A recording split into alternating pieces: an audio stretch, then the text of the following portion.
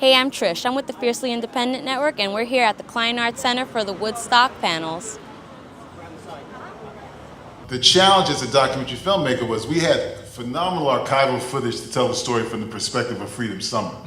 But we didn't have any footage of these young white kids looking for Sunhouse and Skip James. Right.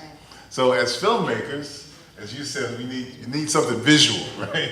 So we had to think about creatively, how do we visualize their journey? I just think there's a filmmaker of color that when I do films about our communities, that we should make sure that everybody in our communities can see them. You know, high schools, colleges, community centers, you know, churches.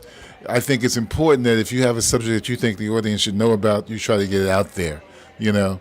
And sometimes if you're working with foundations that support your films, it helps you to get those films out there. And I think that's a responsibility as a filmmaker that I believe in, and I've believed in that for many, many years.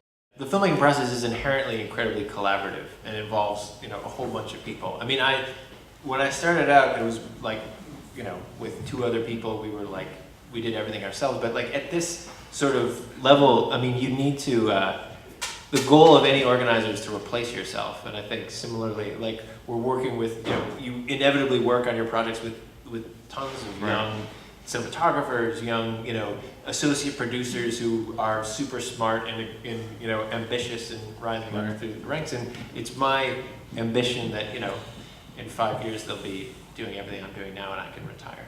Films don't change the world.